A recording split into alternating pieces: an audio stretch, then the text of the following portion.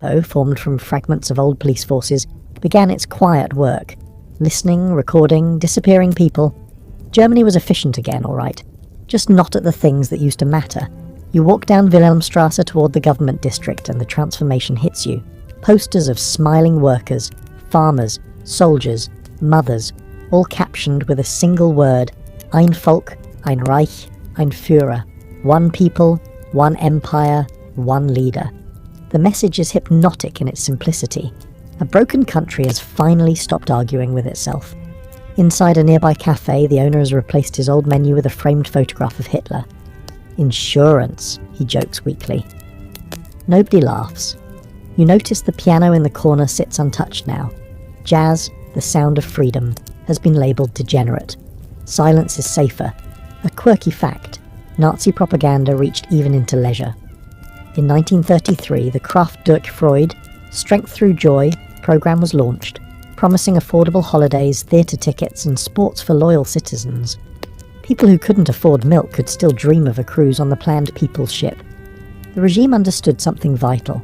Control isn't just fear, it's distraction. You cross the river to see what's become of the factories.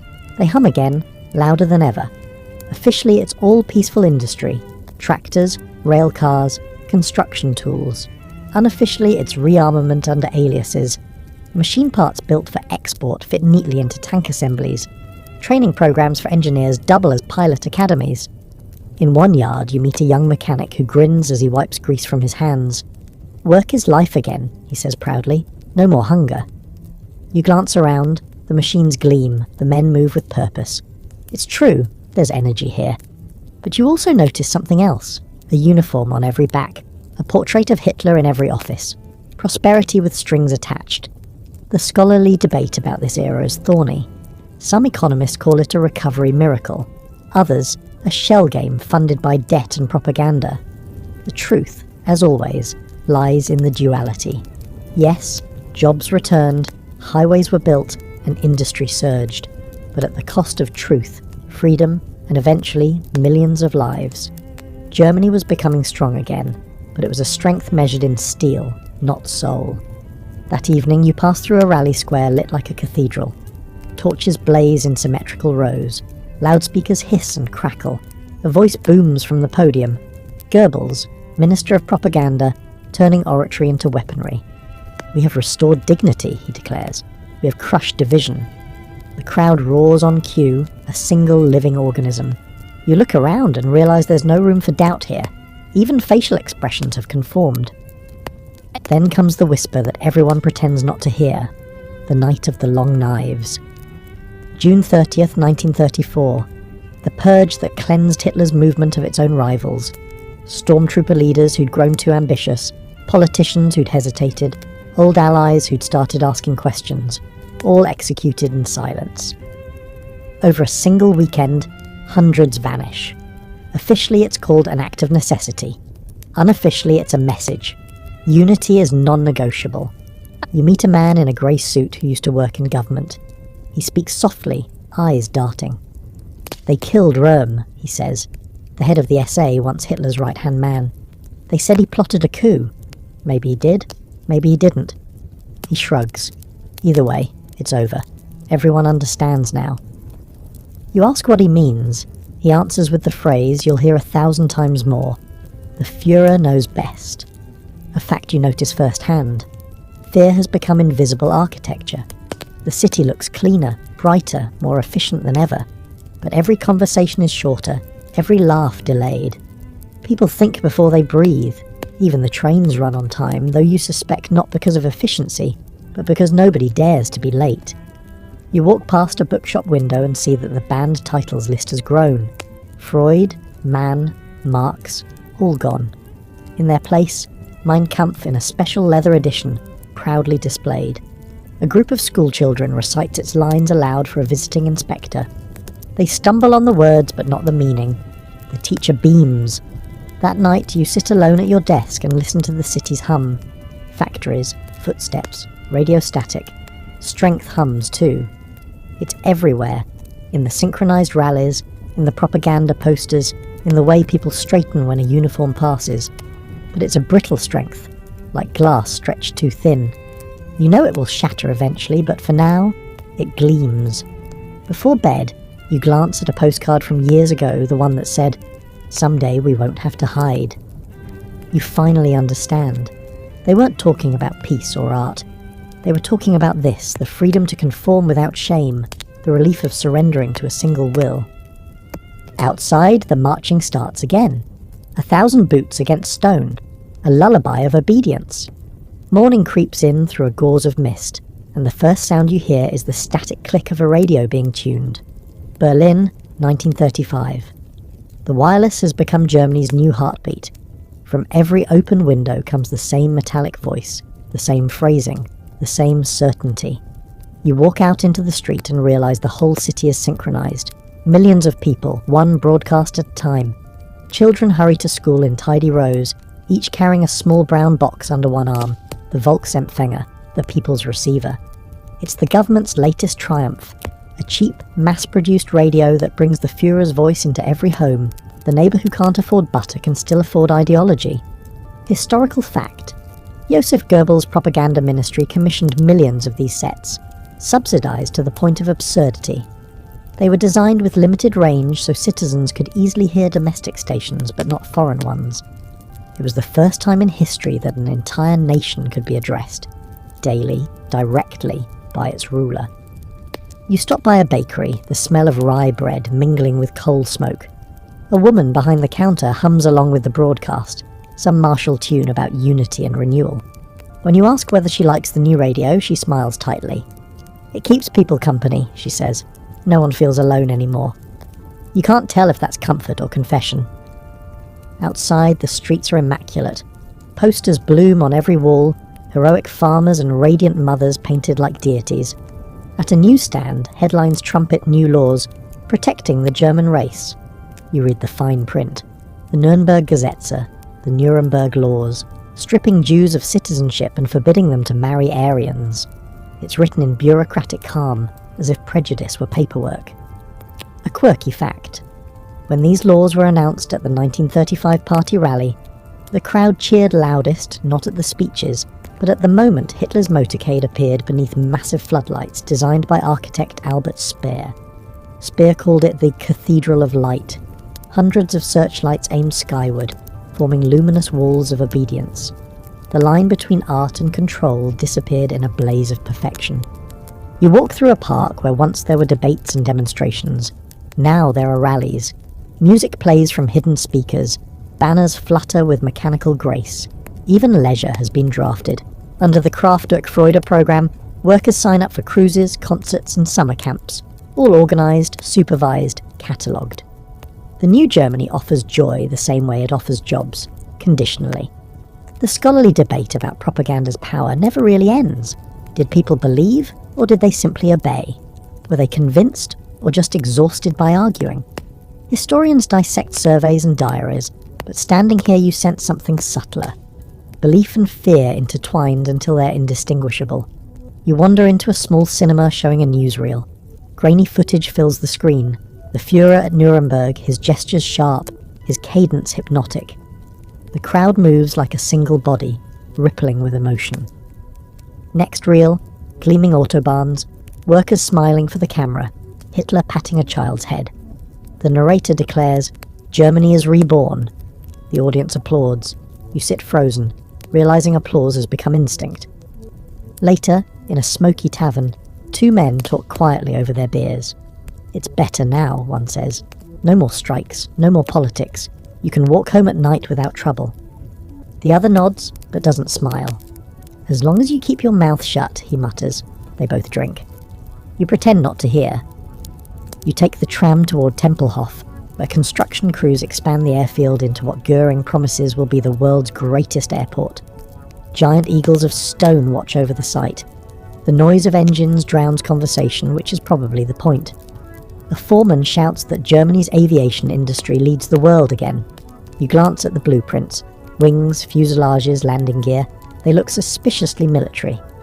Civilian transport, he assures you. The wink that follows says otherwise. Back in the city, you see evidence of the new social order everywhere.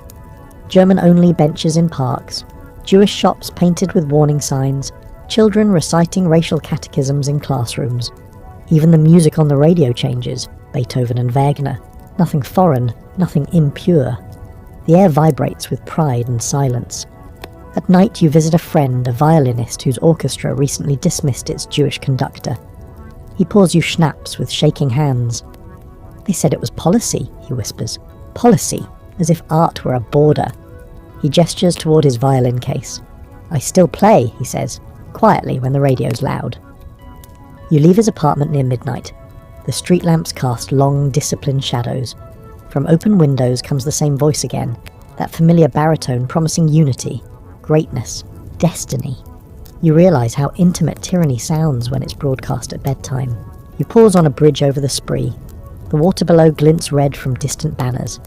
Germany has found its voice, loud, confident, echoing through every loudspeaker, but it's lost its ability to listen. The country that once debated philosophy now repeats slogans in harmony. Somewhere behind you, another chorus rises from a marching column. Young voices, perfectly in tune. You can't make out the words, but the rhythm is unmistakable. Certainty. You whisper to yourself, almost prayerfully, nothing so loud can last forever. Then you keep walking, the radio static fading into the night, carrying with it the hum of a nation convinced it's strong again. You wake to the smell of wet concrete and gasoline. It's 1936 and you're standing at the edge of a brand new highway, stretching into the horizon like a silver ribbon. Clean, endless, unnerving in its perfection. The Autobahn. Everyone's talking about it, everyone's proud of it. You can't open a newspaper or listen to a broadcast without hearing the phrase, roads to the future. Workers in grey uniforms move with synchronised precision, shovels flashing in the morning sun. A foreman barks orders, and the sound of hammers and engines drowns out the birds.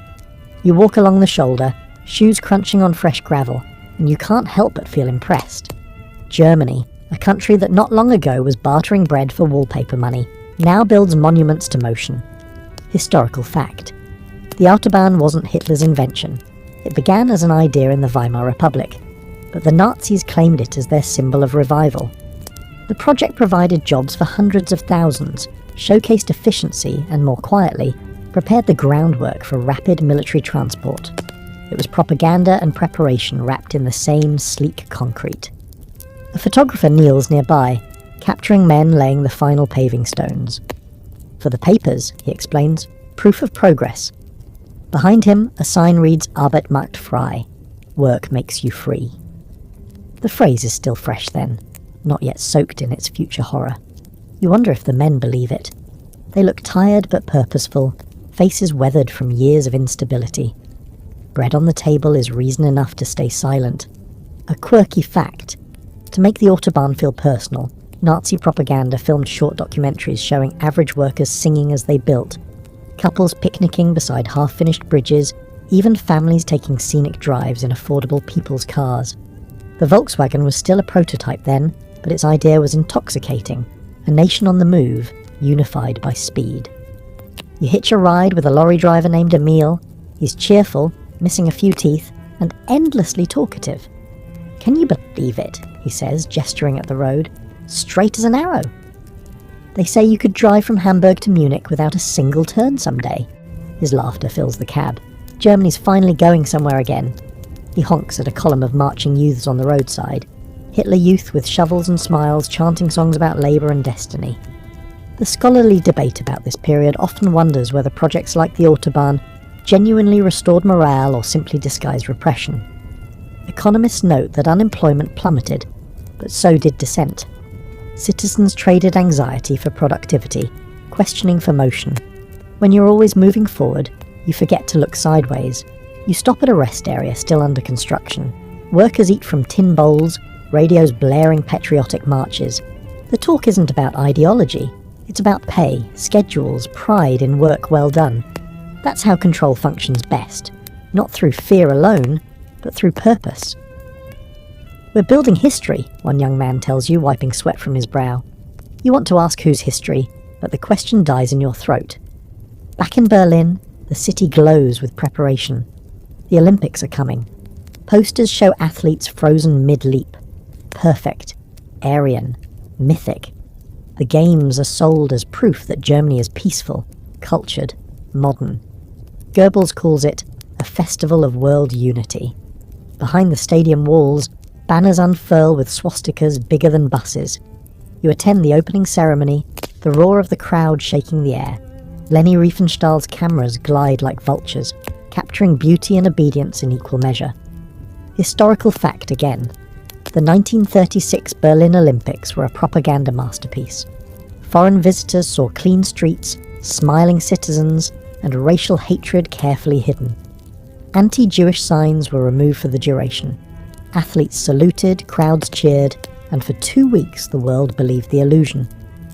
When Jesse Owens, a black American, won 4 gold medals, Hitler's refusal to shake his hand was quietly edited out of the official footage. Image always trumped truth. You wander through the Olympic Village that night. It's silent now, the torches extinguished, the flags drooping. The architecture is immense and cold, designed to dwarf individuals. The regime's aesthetic is unmistakable. Humanity replaced by geometry, individuality dissolved into symmetry. Strength looks beautiful from far away. Up close, it's exhausting. A radio crackles nearby with Hitler's congratulatory speech. His voice glides from pride to menace without ever-changing pitch. Germany, he says, stands united and ready for the future. You can almost hear the machinery of history revving under the words. Later you ride the Autobahn again, this time at dusk. The road is empty except for one sleek black Mercedes slicing through the fog. A government convoy. It passes you at terrifying speed, the sound like thunder caught in a tunnel. When it's gone, silence returns, vast and lonely. You pull over at an unfinished bridge. Below, workers rest on scaffolds, smoking in the twilight. One of them looks up and waves. You wave back, thinking about how quickly monuments to progress can become monuments to control. Bridges neutral until you decide what crosses them. You head back toward the city. The skyline flickers with light. Factories, radio towers, stadiums, all humming in perfect sync. The sense of momentum is intoxicating. Germany is strong again, undeniably. The trains run, the roads stretch, the crowds roar. And yet, beneath all that efficiency, there's a silence too deep to be peace. You close your eyes and picture the road ahead, smooth, endless, waiting. Somewhere in that asphalt you can hear an echo of marching boots. The line between mobility and militarization has vanished, and the country is already accelerating toward whatever lies at the end of this perfect road. The sound that wakes you this time isn't the rumble of cars, it's the echo of engines that shouldn't exist. Sleek, metallic, winged shapes tearing across the sky. You look up to see a formation of planes banking over the airfield at Rechlin, their silver bellies flashing in the sun. The crowd around you gasps, applauds, cheers. It's 1937, and Germany has just rediscovered how to fly. You're standing at what's supposed to be an aviation testing ground for civil research, though everyone knows better. The Luftwaffe is no longer a rumour, it's an open secret. The pilots, young and cocky, step out of their cockpits with that particular swagger that only comes from flirting with gravity. A colonel in a crisp grey uniform smiles and tells the reporters, "Our skies are peaceful, but they must be strong." His tone makes the word peaceful sound like a threat. Historical fact. By 1937, Germany's rearmament was in full swing, though technically still disguised. The Treaty of Versailles had long since become a memory. The Luftwaffe, officially unveiled in 1935, boasted more than 2,500 aircraft. Factories that once made farm equipment now produced Messerschmitt fighters. Shipyards once repairing vessels for export now built U-boats. The world knew, but looked away.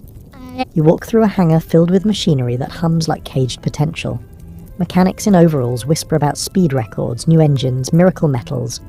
There's the sharp tang of oil and ozone in the air. You touch the smooth metal skin of a prototype bomber. It's cold, perfect, inhumanly precise. A young engineer grins at you. "She's beautiful, isn't she?" he says. You nod, though beauty feels like the wrong word. A quirky fact. The German passion for technology became its own religion. In 1937, a rocket research group at Peenemünde, led by a 25-year-old engineer named Werner von Braun, launched test rockets under the guise of weather experiments. The scientists spoke of exploring the stratosphere, but everyone knew the line between exploration and weaponry. was thinner than the air up there. You board a train back to Berlin, watching the countryside blur into shades of grey and green. Every field seems newly ploughed, every factory chimney alive. The unemployment that once broke the country has nearly vanished. Even the newspapers glow with optimism. Full employment reached, they boast. It's true, but you also know why. Rearmament is feeding the economy now. Guns before butter, factories before families. You pass a school where children salute the flag before class. The teacher's voice drifts through the open window. Every invention must serve the fatherland. You wonder how many of those children will grow up thinking invention without purpose is waste. The scholarly debate about this rearmament boom divides historians. Some see it as a remarkable industrial recovery, a nation reborn through organisation and ambition. Others see it as a high-speed suicide pact. Every job, every brick, every invention tied to a single outcome: war. Both are true. Strength and destruction often look identical in their early drafts. You arrive in Berlin as night falls. The city glows like a circuit board. Spotlights slice the sky. Trains thunder through stations. Everywhere, the hum of progress. At Siemens, engineers test new radar systems. At E.G. Farben, chemists develop synthetic rubber and fuel. Technological miracles that conveniently double as military necessities. The energy is intoxicating, like standing on the edge of a storm and feeling it charge the air. In a cafe, you overhear two students arguing about the future. "We'll conquer the skies," says one, eyes bright. "Maybe even space." The other shakes his head. "We can't even feed everyone yet." Their laughter sounds nervous, like they're both trying to believe in different versions of the same dream. You visit a laboratory late that night, invited by an old acquaintance from Göttingen. Inside, scientists work under dim lamps, equations scrawled on blackboards like spells. "The regime funds everything," your friend says quietly. "We can study anything now, provided we don't ask why." You ask if he worries. He pauses. "About what?" Then he smiles too quickly. The future is inevitable. You leave the lab and walk along a quiet street. Posters line the walls, workers with hammers, pilots in goggles, slogans about destiny and greatness. Each one glows faintly under street lamps, as if lit from within. The smell of iron and electricity hangs in the air. Germany doesn't feel like a country anymore. It feels like a machine, every gear turning towards something vast. A newspaper vendor calls out the latest headlines. New economic triumph. Luftwaffe expands for national defense. Hitler visits new submarine dockyards. The stories are written like scripture. You buy a copy anyway, though you already know what it says. Success without context. Progress without pause. At the city's edge, you find yourself by the river, where cranes loom over the new Reich Chancellery construction site. Workers move through the night like shadows, laying foundations for a palace of power. The rhythm of their tools sounds like heartbeat, steady and relentless. A soft rain begins to fall. You tilt your head up, watching the drops blur the searchlights overhead. Somewhere beyond the clouds, planes are still flying practice runs, tracing invisible scars across the sky. The sound fades, replaced by distant thunder, or maybe it's artillery testing. You can't tell anymore. You think back to the Autobahn, the illusion of endless roads, and realise those roads have become runways. The same technology that promised connection now promises conquest. Germany's brilliance hasn't dimmed, it's just been repurposed. Genius, discipline and desperation have merged into a single momentum no one can stop.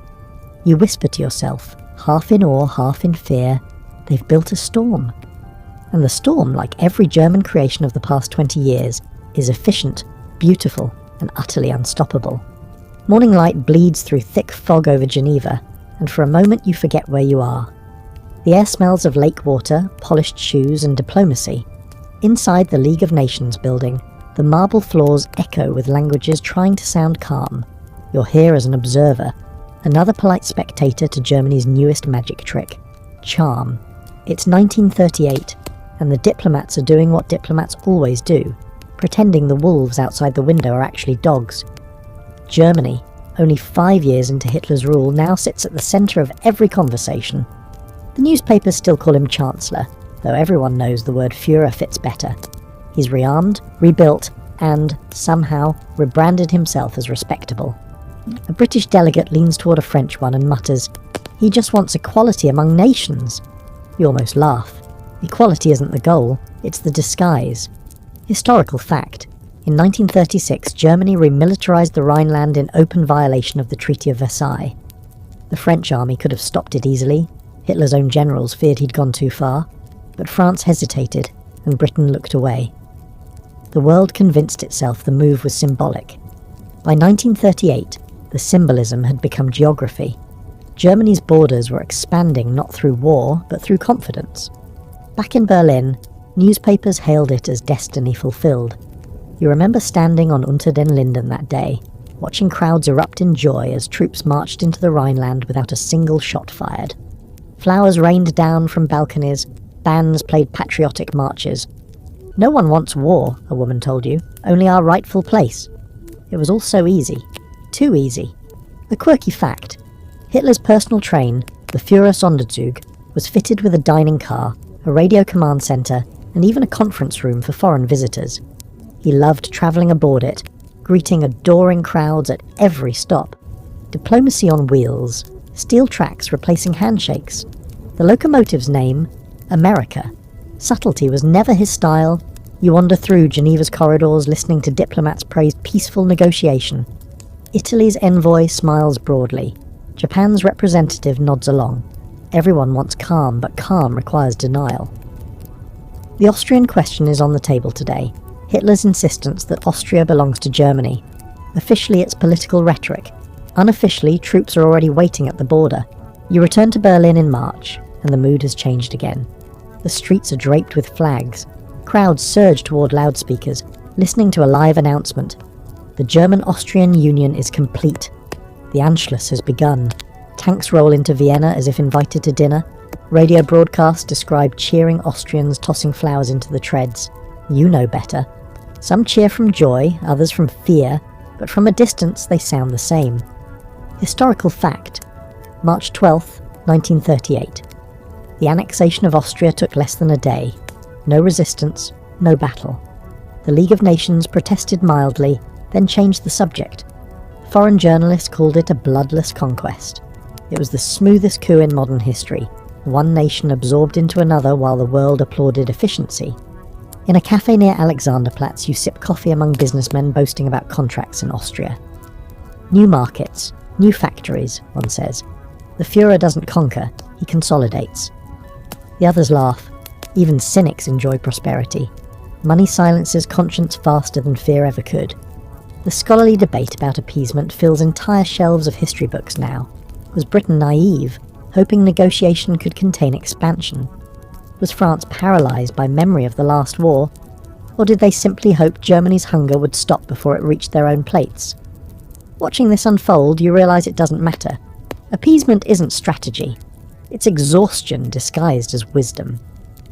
Summer arrives, and with it, another crisis. This time it's Czechoslovakia. Hitler demands the Sudetenland, claiming ethnic Germans there are being mistreated. Newspapers print stories of atrocities that never happened. Radio speeches drip with righteous outrage. We only want peace, Hitler insists, but peace cannot exist while Germans suffer. The script is perfect, the audience willing. You travel briefly to Prague, where anxiety hums like a swarm of bees. Refugees stream in from border towns, clutching suitcases and photographs. One old man shakes his head. They say the world won't let it happen, he says. The world said that before. Then comes September, Munich. Another conference, another table, another performance. You're outside the hotel where Chamberlain, Daladier, Mussolini and Hitler meet. Inside, maps unfold like stage curtains. Outside, the crowd chants for peace. They get it, signed and stamped. Czechoslovakia is carved apart without firing a bullet. Chamberlain waves a paper on his return to London and declares, "Peace for our time." You almost pity him. Almost. A quirky, chilling footnote. As Hitler left Munich that night, he told his aides, "I saw them all in my palm, like little mice." You stand on a Berlin balcony later that week, listening to fireworks explode in celebration. Children wave flags, soldiers march with grins. The same chant echoes through the streets. Ein Volk, ein Reich, ein Führer. One people, one empire, one leader, and now, one step closer to believing nothing can stop them. In the crowd below, you spot a man holding a newspaper with Chamberlain's smiling face. He raises it like a trophy and shouts, "We've won without war!" Around him the cheers swell, drowning out the part that matters, this time. Back in your room, the radio hums with music, but it feels off-key. You look at the map on your wall, lines redrawn, borders erased. Germany has become a gravitational field, pulling nations inward one by one. And the world, still reeling from its last nightmare, keeps convincing itself this one is different. You whisper into the quiet, they keep calling it peace, but it smells like smoke. Outside, the fog rolls in from the east, thick and slow, like a curtain preparing to fall. Dawn rises over Berlin with a strange kind of stillness, the calm of a city convinced it's at the height of its power. It's early 1939, the streets are spotless, the trains on time, and the air thick with confidence. Germany's empire isn't just an ambition anymore, it's geography. The maps in schoolrooms have been redrawn again, and every border moved by the Führer's pen is greeted like a miracle. You walk down Wilhelmstrasse, past government buildings that gleam like temples. Posters from last year's triumphs, Austria, the Sudetenland, still hang on walls. The words Heimin's Reich, home to the Reich, seem to glow in the winter light. Inside every office, telephones buzz, typewriters clack, papers shuffle. Bureaucracy hums like the engine of destiny. Historical fact. By March 1939, Hitler had taken all of Czechoslovakia. Not just the German-speaking Sudetenland, but the entire nation. Slovakia became a puppet state. Bohemia and Moravia fell under German protection. The conquest was bloodless again, until you looked closely. Factories looted, dissidents jailed, Jewish families vanished into prisons that didn't yet have names. Europe watched, again, too tired or too hopeful to intervene. You stop at a cafe across from the Brandenburg Gate. The radio plays a waltz between news reports. The headlines are all victory, always victory. The Reich expands peacefully, one declares. Europe reunited under German leadership, says another. Every headline sounds like history written in advance. You sip your coffee, which tastes faintly of substitute beans and inevitability. A man at the next table unfolds a map with the slow reverence of someone unwrapping a gift. He traces the new borders with his finger. Danzig next, he says quietly. We'll have our corridor to the sea. His friend laughs. And after that, who knows? Maybe the whole continent. Their tone is light, but there's no irony in it. A quirky fact. In early 1939, German toy companies released new children's puzzles shaped like maps of Europe, each piece snapping neatly into place as Hitler's territory grew. The puzzle's final image, a smiling boy holding the globe, indoctrination had become playtime. Later that day, you pass a bookstore. The window displays nothing but Mein Kampf and glossy atlases. The owner nods politely but lowers his voice to say, "The others? They've been taken away." He doesn't mean books. He doesn't elaborate, you don't ask. The scholarly debate about this point in history, early 1939, is full of hindsight's luxury. Some say Hitler could have been stopped here, that Britain and France, had they drawn a hard line, might have contained him before the catastrophe began. Others argue that by then it was too late, the momentum too great, the machinery too well oiled, the faith too total. Watching the streets now, you feel that truth in your bones. Strength, once mythic, is now mechanical. You wander past the Reich Chancellery, newly completed. Albert Speer's design gleams with marble and menace, corridors stretching absurdly long, ceilings built to make visitors feel small. You glimpse officials hurrying inside, clutching folders stamped with eagles. Power has architecture here, and even the light obeys symmetry. Beyond the city, in factories across the Reich, production never stops. Tanks roll off assembly lines disguised as tractors. Bombers are tested for weather research. The workers no longer hide their purpose.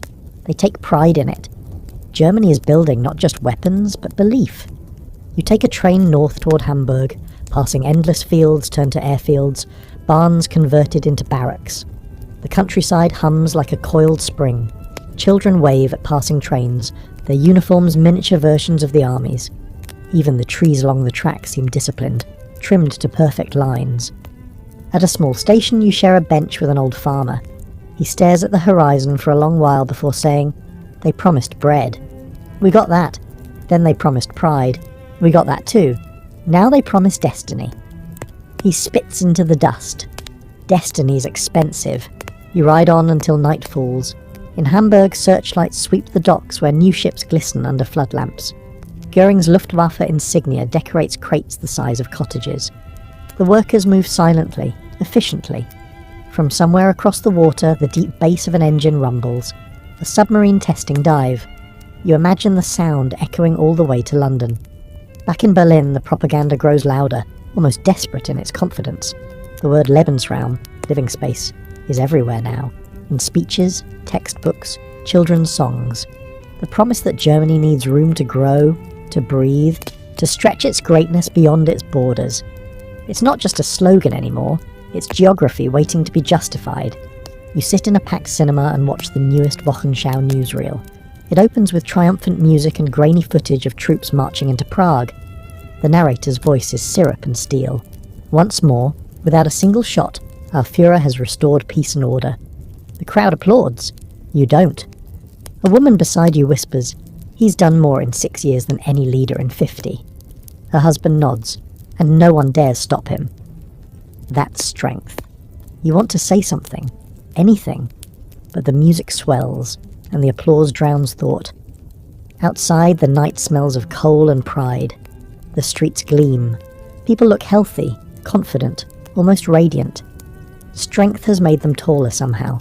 Or maybe it's just the posture of people who no longer doubt. You pause by a newspaper stand. The headline screams, "Germany and Italy pledge eternal friendship." The photo beneath shows Hitler and Mussolini smiling, hands clasped. Two actors playing conquerors, two men pretending they've rewritten fate. You look up at the sky, clear, wide, endless, and wonder if anyone else notices the faint tremor in the air. The silence before thunder, the kind that isn't peace, but pressure. Tomorrow or the next day, the next border will move, the next promise will be made, and when it breaks, it'll sound like applause. August 1939. The air feels wrong, too thick, like the sky's holding its breath. You're standing in a Berlin cafe watching strangers whisper over newspapers, each headline louder than the last. The Völkischer Beobachter thunders about Polish aggression. Foreign papers, rare, smuggled, risky, say Germany's preparing for invasion.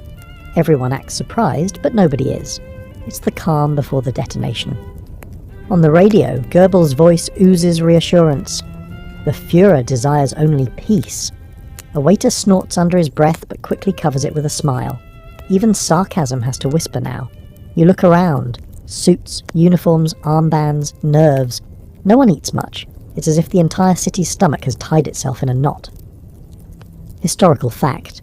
On August 23, 1939, Germany and the Soviet Union signed the Molotov-Ribbentrop Pact, a non-aggression agreement that shocked the world. Hidden inside it was a secret protocol dividing Eastern Europe into spheres of influence.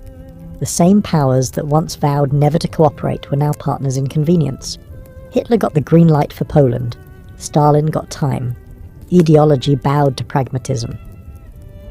That night you walk along Wilhelmstrasse under dimmed streetlights.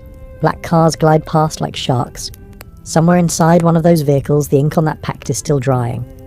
You hear a woman say to her friend, "If even Russia is with us, no one can stop Germany now." Her friend nods, eyes wide with awe. You feel something colder, dread disguised as inevitability. A quirky fact. To celebrate the agreement, German and Soviet officials toasted each other with champagne in Moscow, while Berliners queued quietly for ration cards, just in case. History loves its ironies served chilled. By August 31st, the city's heartbeat quickens. Troop trains thunder through stations at midnight. The official line calls them defensive maneuvers. You've heard that euphemism before. Posters appear overnight. "We will defend the fatherland." The word defend does a lot of heavy lifting. The scholarly debate about this week never really ends. Was war inevitable once rearmament began, or did diplomacy die through cowardice? Did Hitler plan total war from the start, or stumble into it through success addiction? Watching it happen, you realise the answer doesn't matter. Momentum has its own hunger, and Germany's been feeding it for years. September 1st, 1939. You're woken by a sound that doesn't belong. Distant thunder that repeats, deliberate, rhythmic. The radio confirms it before sunrise. German forces have crossed the Polish border. The announcer's tone is triumphant, almost joyful. "We are retaliating against Polish aggression," he declares. You know that sentence is a lie down to its punctuation, but it works. People pour into the streets cheering as if another border has been erased, another humiliation avenged. Historical fact, plain and brutal. The war begins with the shelling of the Westerplatte near Danzig. Within days, Warsaw burns. Luftwaffe squadrons, those same graceful aircraft you saw practicing maneuvers, turn cities into experiments in precision bombing. The Blitzkrieg, lightning war, works perfectly. Tanks, planes, and propaganda advancing at the same speed. You stand on a street corner as a column of soldiers marches past, boots striking pavement like synchronized thunder. They're young, proud, convinced. A woman throws flowers, a boy salutes. Someone shouts, "To victory!" Someone else, "To peace!" They mean the same thing now. A man beside you, old enough to remember 1914, mutters, "It always starts like this." You glance at him, but he doesn't look back. His eyes are fixed on the horizon, as if he can already see the smoke that hasn't reached here yet. Within days, the newsreels play victory reports. Goebbels makes sure the camera only pans up. No bodies, just banners. You watch one of those films in a crowded cinema. When the narrator says, "The Polish campaign proceeds with heroic success," the audience applauds automatically. You don't. The sound of the applause feels like marching boots again, echoing off the walls. Outside, rationing posters appear beside the victory ones. Bread, fuel, fabric, all measured, monitored, militarized. The war machine doesn't just run on steel, it runs on patience and silence. People stand in line humming patriotic songs as if melody might fill their stomachs. In the evenings, Berlin darkens under blackout curtains. Windows sealed, lights dimmed. It's eerie. The most illuminated capital in Europe turned ghostly. You walk through Tiergarten, where even the statues look nervous in the moonlight. The smell of damp leaves mixes with the faint scent of fuel. The city feels like it's holding its breath again. A quirky story circulates. Berlin zookeepers, fearing bombings, dig trenches for the animals. Even the elephants have shelters, someone jokes. You can't tell if the laughter's real. A week later, the news crackles over the radio. Britain and France have declared war on Germany. The cafe you're in goes dead silent for one long suspended second. Then, incredibly, the room exhales relief. "Good," says a soldier at the next table. "Now we can finish what they started 20 years ago." It's the same sentence from 1914, repackaged and ready. The scholarly argument about those early days often centres on timing. How quickly Germany crushed Poland. How stunned the Allies were. How certain everyone became that Hitler couldn't lose. But sitting here, watching faces lit by propaganda posters, you realise victory was never just about weapons. It was about narrative. Germany had mastered the story of strength so thoroughly that it no longer mattered if the facts fit. As autumn creeps in, trains still roll east.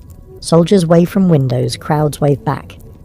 "They'll be home by Christmas," a woman says confidently. You've heard that phrase before too. It always ages poorly. You walk home through streets glowing under new banners. Ein Volk, ein Reich, ein Krieg. One people, one empire, one war. And somewhere faintly you swear you can still hear the echo of those early promises. The ones about unity, jobs, pride, strength. Promises that worked so well they became prophecy. Germany is stronger than ever, and for the first time you wish it weren't. You wake to silence again, but not the reassuring kind. The silence that means the sirens have stopped, that the sky has emptied of planes for the moment, that Berlin can pretend it's still a city and not a target. It's 1942 now, and strength tastes like metal and ash. The windows of your flat are cross-taped to keep the glass from flying when the bombs come. Down in the street, people sweep debris into piles, already numb to it. The walls are scabbed with propaganda posters that have gone sun-bleached. Victory is certain. Work for the front. Sacrifice is strength. The slogans sound thinner these days, stretched over too much hunger. Historical fact. By 1942, Germany controls most of continental Europe. From the French Atlantic coast to the gates of Stalingrad, the swastika flies. But every map hides the rot. Supply lines stretched thin, factories short on fuel, and a home front that runs on ration cards and denial. You join the line outside a bakery. The smell is faint, more air than bread. The woman ahead of you mutters, "We used to bake for the world." She shows her ration card like an old medal. The baker shrugs.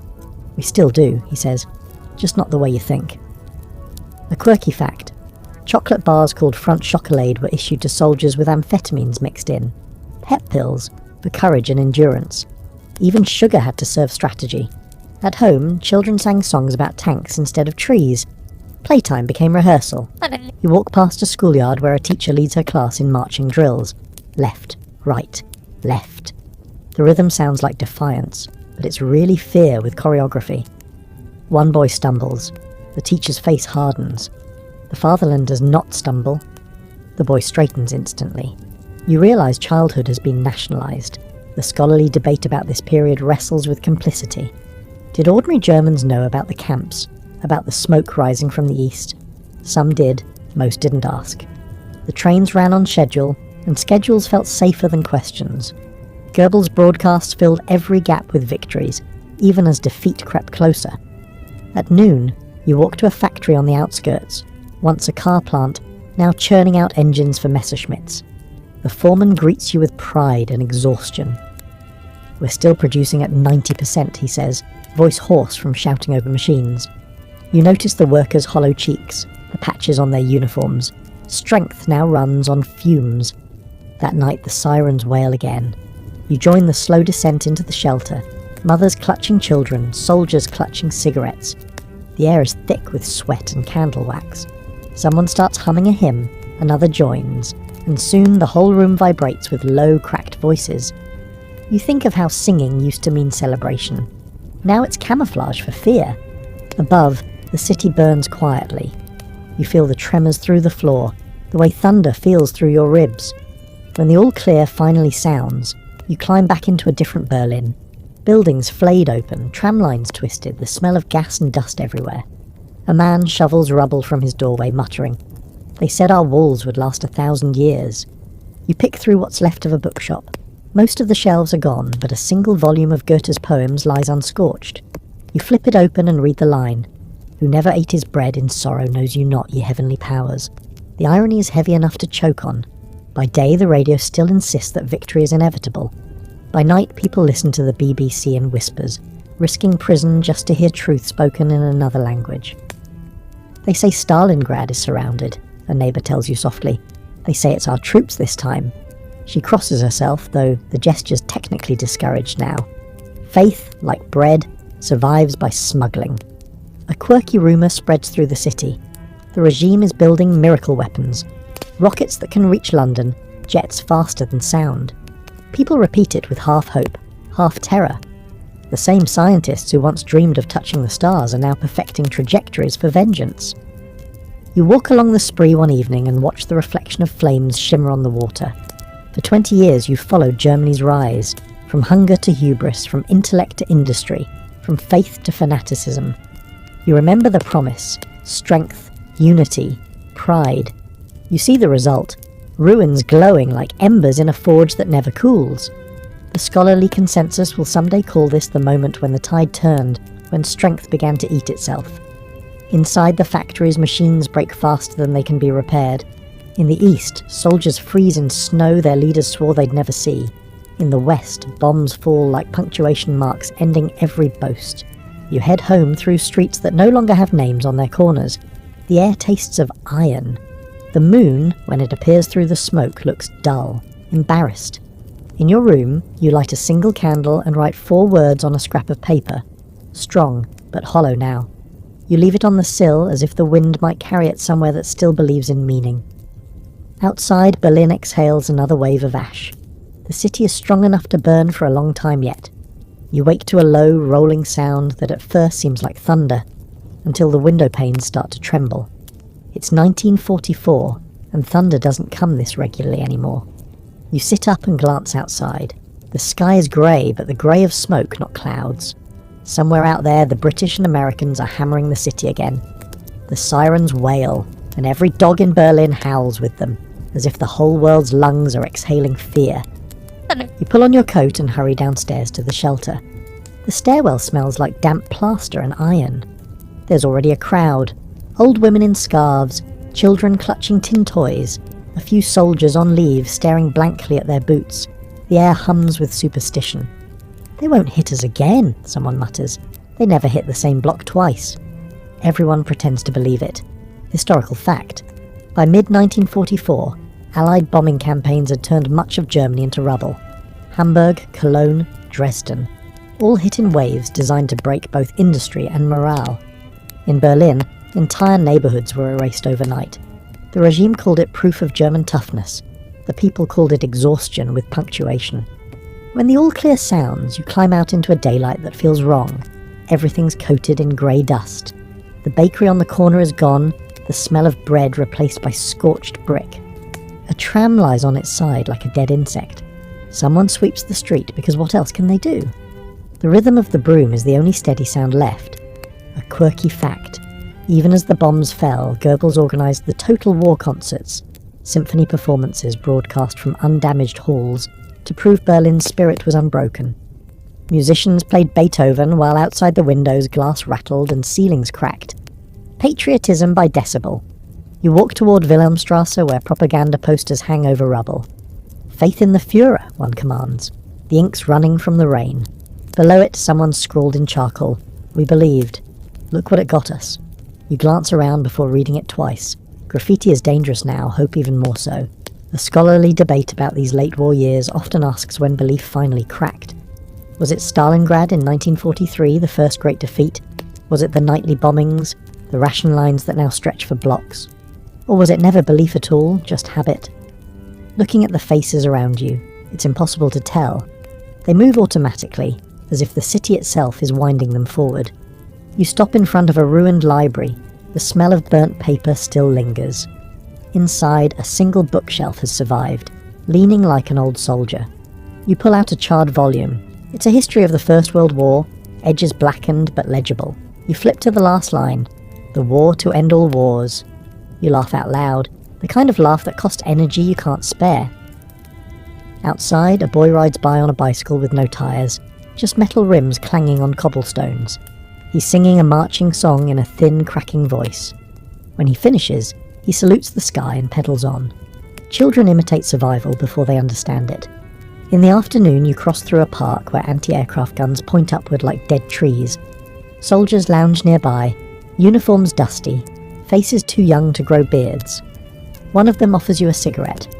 "They say the new rockets will turn everything around," he says, "a miracle weapon." His tone is flat. Even miracles sound tired now. Historical fact. In late 1944, Germany unleashed the V2 rockets, world's first ballistic missiles, against London and Antwerp. Technological marvels, strategically meaningless. They killed civilians, not armies. The same scientist who dreamed of space travel now built weapons that screamed through the stratosphere before vanishing into fire. Progress had become gravity's accomplice. You return home after curfew, weaving through alleys to avoid patrols. The blackout regulations are stricter than ever. The moonlight is the only thing allowed to shine. You pause at a wall covered in bullet holes, remembering how strength once meant engines and order and precision. Now it means endurance, the ability to keep breathing while everything you built collapses. A neighbour knocks on your door with a tin of soup. "We share now," she says simply. "Everything's rationed, even loneliness." You eat together in silence, the soup thin but hot. For a moment, it tastes like decency, a forgotten luxury. Later, a voice on the radio breaks the quiet. Goebbels again, smoother than ever. "The enemy wishes to destroy us," he says, "but they cannot destroy our spirit." You turn the knob down until it's a whisper. Spirit doesn't need volume anymore, it needs honesty. You write in your notebook, "Strength was supposed to protect us." Instead, it built higher walls for the fire to climb. At midnight, another siren wails. You don't even move at first. Habit's stronger than panic now. The city glows red on the horizon, its outline flickering like a heartbeat on the verge of stopping. You step to the window and see shapes moving through the smoke. Firefighters, nurses, mothers dragging buckets of water. Germany's still fighting, but not the war it thinks it's fighting. It's wrestling its own myth of invincibility. A child in the street looks up at the burning sky and claps once, thinking it's fireworks. The sound echoes too loud in the quiet that follows. You close your window. The glass rattles again from another distant blast. You whisper to yourself, "This is what unstoppable sounds like." The cold comes early that year, January 1945, and it cuts sharper than any knife. You wake before dawn in a Berlin that no longer pretends to be a capital, just a battlefield waiting its turn. The air is thick with smoke and frost. Somewhere far away you can feel the deep, steady vibration of artillery. It's not thunder, it's the Eastern Front moving closer. You step outside, breath turning to fog, and the streets look hollowed out, almost skeletal. Whole blocks are gone, replaced by mounds of brick and twisted steel. Posters still hang from half walls, fluttering limply in the wind, victory or death. Beneath one, someone has written in chalk both. Historical fact: by January 1945, the Third Reich was collapsing. Soviet forces had crossed into East Prussia, the Western Allies were pushing through the Ardennes, and the 1,000-year Reich was barely clinging to 12. Hitler, hiding deep inside his concrete bunker beneath the Chancellery, issued orders to divisions that no longer existed. The radio called every retreat a strategic repositioning. Even defeat had to be scripted. You walk toward Alexanderplatz, passing people who move like ghosts, thin, layered in rags, eyes wide and dull. Most of the shops are boarded shut, but a few stubborn kiosks still sell cigarettes, now worth more than currency. You buy two and hand one to a soldier slumped against a wall. He's maybe 18, face grey with exhaustion. "Where's your unit?" you ask. He laughs softly. "Everywhere." Then he adds, "We're all the front now." A quirky fact: propaganda still blared from loudspeakers across Berlin every morning at 7 a.m, even as bombs fell. Goebbels refused to silence them. The first song of the day was always the same: Es zittern die morschen Knochen. The rotten bones are trembling. Irony had stopped asking for permission long ago. By midday, the city's rhythm is gunfire and prayer. You make your way through the Tiergarten, now a cratered wasteland. The once grand trees are black stumps, the ponds frozen under soot. You see children digging for firewood with spoons, their mothers watching the horizon. They all know what's coming: the Red Army. Vengeance for the crimes no one dares to name out loud. You find a church still standing, its steeple bent but defiant. Inside, the air is thick with candle smoke. A priest kneels at the altar, whispering. You sit in the last pew, and for a moment it's quiet enough to hear your own heartbeat. The priest looks up and says, "Pray for mercy." You ask, "For whom?" He doesn't answer. Outside, a group of men in old uniforms march past, singing a patriotic hymn. Their boots are mismatched, rifles rusty, but their rhythm is perfect. A woman watches them go, whispering, "They still think we can win." You don't have the heart to tell her no one wins wars like this. People just survive them. The scholarly debate about Germany's final months always returns to the same paradox. How could a nation continue functioning when everyone knew it was over? The answer, you realise, lies in momentum. For years, obedience had been the only virtue. Even at the edge of ruin, people still followed orders because doing otherwise would mean acknowledging how wrong they'd been. The machine couldn't stop. It could only break. As evening falls, you pass the Reichstag, a blackened carcass of stone and columns. Its empty windows stare at you like sockets. This was where it all began, with fire and fear, and now it's ending the same way. The snow on its steps is stained with soot and blood. A plane passes overhead, sputtering, losing altitude. You track it until it disappears behind the rooftops, the crash distant but inevitable. The silence afterward feels like punctuation. You head toward the Spree River, where people are trying to flee westward, believing rumours that the Americans will reach the city first. They drag carts loaded with blankets, photographs, and children. A woman clutches a birdcage with no bird inside. She looks at you and says, "I'm taking what can still fly." In the distance, the artillery grows louder. The ground trembles under your feet. You remember the promises, the strong Germany, the proud Germany, the one that would never bow again. Now it bows to physics, to hunger, to time. You pass the remains of a cinema, its marquee still half readable. The Eternal Nation. You laugh quietly, then stop when you realise no one else is. A quirky fact: Goebbels, ever the director, issued one last propaganda order that winter.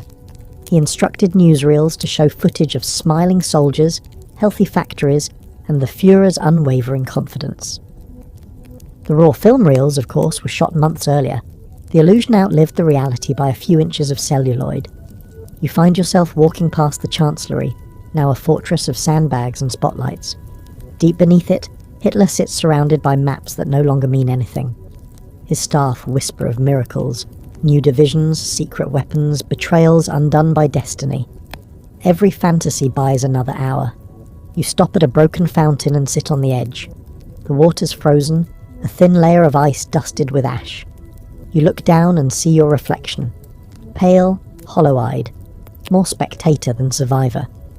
Around you, the city hums with the low, exhausted sound of something that used to be strength and has forgotten how to stop pretending. Night falls. Somewhere in the distance, the church bells ring once. Just once, as if out of habit. You look toward the east and see the faint red flicker of fire on the horizon. You whisper, "So this is what strength becomes when it can't admit it's broken." The wind answers by carrying the smell of smoke straight through your coat. The final spring comes without colour. April 1945, and Berlin is nothing but ruins, smoke, and the smell of wet stone. You wake to the tremor of artillery so close that dust falls from the ceiling in a slow, steady drizzle. Somewhere in the east, Soviet tanks are grinding forward, block by block, chewing through the last fantasy of the Reich. You step into the hallway, half the building gone, half still standing. A neighbour's door hangs open. Her belongings are piled neatly, untouched for days. You make your way outside into streets that have lost their names. Piles of brick serve as landmarks now. A poster flaps on a broken lamppost. Berlin will stand. The wind tears it free. Historical fact. By late April, the Red Army had surrounded Berlin. Hitler's generals urged surrender. He refused. Goebbels, still broadcasting from the Ministry of Propaganda, called for total resistance. Boys as young as 12 were handed Panzerfausts and told to protect their city. The average defender was either a child or an old man. The myth of invincibility had become a draft notice. You pass one of those boys now, barely old enough to shave, clutching an anti-tank weapon that's heavier than he is. His helmet tilts forward, his eyes enormous. "They're coming," he says, voice breaking. You nod, because there's nothing to say. In the rubble of Alexanderplatz, civilians dart between walls like shadows. Every corner smells of cordite and rot. A woman kneels beside a cart, tying white sheets to a stick. Makeshift surrender flags. "Maybe they'll show mercy," she whispers. Her hands shake as she knots the fabric. You want to tell her mercy is as rare as bread now. A quirky fact. When the Soviets first entered Berlin, many citizens hung laundry or pillowcases from their windows to signal surrender. Soviet tank crews called the site the City Blooming White. It lasted only a day before the smoke turned it grey again. You head toward the Tiergarten, or what's left of it. The zoo's animals are gone, some killed in bombings, others eaten during the winter famine. The air smells of ash and animal feed. You find the marble statues toppled, faces cracked, fingers missing. The past is lying face down, and the future hasn't bothered to arrive yet. A group of civilians gathers near a collapsed bridge, arguing about which direction the front line is closest. One insists the Americans are near, another swears the Soviets are already on the next street. Nobody trusts the maps, nobody trusts each other. The war has made everyone into their own geography. By nightfall, the shelling grows constant. The sky glows a dull orange, the city burning itself into history. You follow a trickle of survivors into a cellar where candles flicker in wine bottles. There's an old gramophone playing a broken waltz, and for a moment you could almost pretend it's another year, another Berlin. But then the ground shakes again, and dust drifts down like snow. The scholarly debate about this ending usually asks, how did so many fight on when the cause was already lost? Was it fear, loyalty, delusion? Standing here, you realise the answer's simpler. Inertia. Once you build a world where obedience is survival, stopping feels like suicide. At midnight, the sky outside flashes white. Another shell lands nearby, the blast knocking the breath out of you. When the ringing in your ears fades, you hear faint shouting. Russian, close now. The walls tremble again, then silence. Historical fact. On April 30th, 1945, Adolf Hitler shot himself in his bunker beneath the Chancellery. His body, half burned, was discovered by Soviet troops days later. Goebbels followed the next day, killing his wife and 6 children before taking his own life. The Third Reich didn't fall, it imploded. You step outside into that silence. The shooting has stopped, the sky gone strangely clear. The streets are littered with helmets, rifles, papers fluttering like snowflakes. Somewhere, a piano plays 3 notes before the keys jam. The sound feels too human for this place. A Soviet soldier passes, rifle slung loosely, eyes hollow with exhaustion. He glances at you and doesn't raise his weapon. He looks almost as lost as the city he's conquered. You both nod, an acknowledgement that none of this resembles victory. You wander back to the river, where the water glows faintly with reflected fire. The bridges are rubble, the currents full of ash. You kneel, scoop a handful of water, and taste it. It's bitter, metallic, alive with ruin. A quirky scene unfolds nearby. A boy digs through debris and finds a Nazi flag. He rips off the red fabric, ties it around his shoulders like a cape, and runs laughing through the smoke. The sound is strange. Half joy, half hysteria. You realise the next generation will grow up playing in these ruins, trying to name what none of this meant. You sit on the steps of a bombed-out building and watch the sunrise over Berlin. For the first time in years, there are no speeches, no broadcasts, no orders, just wind carrying the smell of soot and spring. You think about the question that began this journey, how Germany became so strong after losing the First War. The answer lies all around you now. It was never just power or will or genius. It was pain, recycled, refined, and weaponized until it consumed itself. Strength without reflection becomes gravity. It only pulls things down. The city creaks as if exhaling. Somewhere a clock chimes, miraculously intact. You close your eyes and listen. It's not triumph, not tragedy, just time, finally unafraid to move forward again. You whisper, "It's over." And for the first time, the words feel like truth, not surrender.